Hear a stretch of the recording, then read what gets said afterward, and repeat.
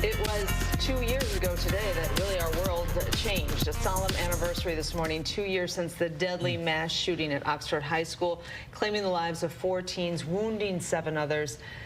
Fox 2's Charlie Langton joins us now with the developments, and we want to show these faces of these young people who we will not forget and hope to do better moving forward. I know that is the goal of so many who were there that day. And in the surrounding communities, Charlie, and still legal action unfolding as we look back at these images from 2 years ago. I remember getting the call. It was about 1 o'clock. We were actually doing a story up in Mount Clemens, and they said, we just got a report there were shots fired inside Oxford High School. Go over there, and we did. And so I remember that very well. 2 years ago, hard to believe. As I drove up there, and you were there too. I was on my way home, and I said, I'll go. And the amount of sirens and EMS units flying past me, because really there's only one way really to get to Oxford. You go up Lapeer Road, and it was just eerie, and it was, you realize the magnitude of the severity of the situation when you saw the response coming in. And when I got there, I went to the Meyer parking lot, and people said that kids had come running in from the school. They had run from the high school, and they were looking for a safe place to go, and they ran into the Meyer, and they were sobbing in the aisles. Yeah, I mean, I remember talking to a student who actually had some blood. She was shot, or her friend was shot. Yeah, you don't forget stuff like that. No. And even 2 years later, there's still a lot of questions that are unanswered. Yeah. I mean, a report just came out not too long ago. It was a very lengthy report, a very detailed report, but it basically said that the shooting was preventable. That's the conclusion of it. Yet there are some people on the school board who are still there, and they're still searching for a superintendent of the schools. So, so there's the question of what could have been done better, right? That's one of the big lingering questions as we try to look forward. What mistakes were made? And then there's the legal aspects of this whole case, considering the gunman and his parents. So it looks like you assess risk, like many people do in many different professions. But on this one, if you have facts that suggest you've got someone like the shooter who had written different things and had made statements to various personnel, was taken out of class, I mean, those are all, and you assign them risks. And the powers that be, that's not a legal issue. This is a social issue, really. But when you have a duty to keep 2,000 students safe, and you don't. When you do the risk assessment, it should conclude, according to the report, that that shooter should have been eliminated from removed from the class, and he wasn't. So that's one. I mean, there are some other aspects. But let's talk about the shooter. He has not yet been sentenced. I was going to say, where are the trials? So the shooter hasn't been sentenced yet. Now, next Friday, he will be sentenced. He pled guilty to all 24 counts, including murder and terrorism. And then he had a hearing because he was a minor. So the hearing said that the judge now has an option, because the judge ruled that the shooter could be sentenced to life in prison without parole. That is a possibility. Another possibility would be up to 25 years, I believe it is, or 45 years in prison, a term of years. So we'll find out next week, Friday, how many years or life the shooter will get. But that's just the shooter.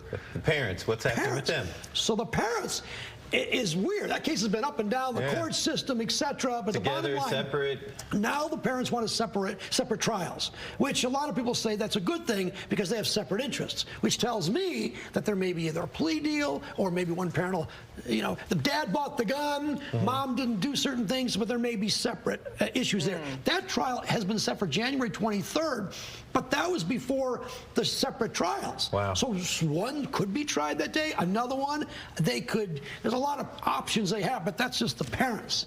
And then the civil case, the money case, that's been thrown out, and it's on appeal. And again, there are intricacies with that because there's some federal court and some state court. But the bottom line here, on the bulk of that case, that is on appeal, the civil case. And really, you can't sue the schools because of governmental immunity. The law says you can't sue the government, school being the government.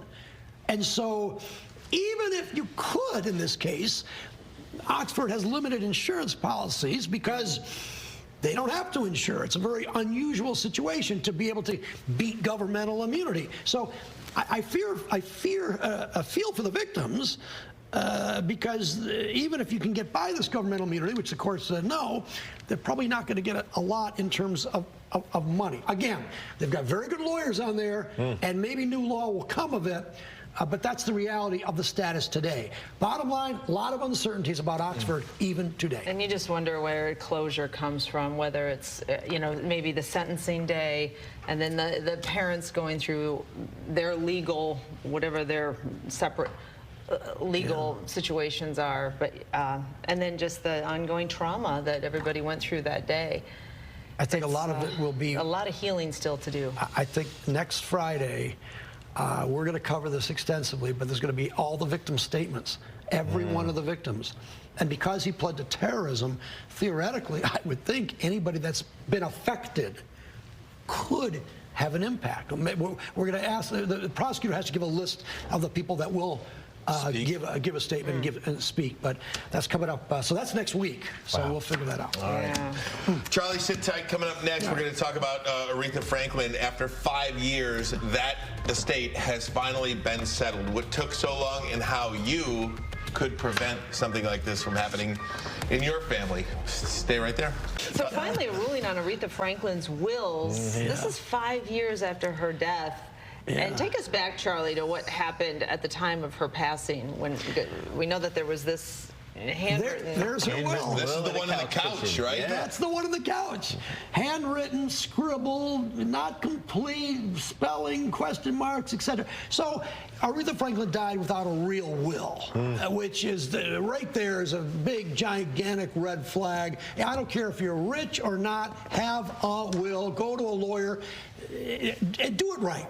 You should, especially if you have your kids. There's all kinds of issues. Have something. All right. So anyway, Aretha Franklin had 2 of those, what we just saw, those chicken scratch, whatever. One from 2010, one from 2014. And there are 4 sons that basically were fighting over the estate. And the judge had to pick one. So they had a jury trial this summer. And the jury came back, the one from 2014 controls. But what does it mean? We just saw you need to be a, you know, whatever, you know, something to Well, I'm looking at your handwriting right now, Charlie. It's not that great either, so let's not talk about your handwriting. Let's just talk about the content, can we? Here's my will. You know what this says about you? Anyway, but you know what? That's not the right way to do it. Nevertheless, the judge did make a ruling, and So why is this just being decided this week if it was the trial was this summer? I don't know, actually. I would have said, I would have thought they would have had this thing done long ago. I mean, there is some, you know, there's properties involved. There's the music rights. So she's still making music and there's royalties. I mean, Aretha Franklin, it's not a cheap estate. And her popularity arguably is keeping on, is going. It's not waning at all. So there's money from the royalties. But I think I got it right. Hey, listen, I may be wrong. There's 3 homes, there's 4. Each of the sons gets 1.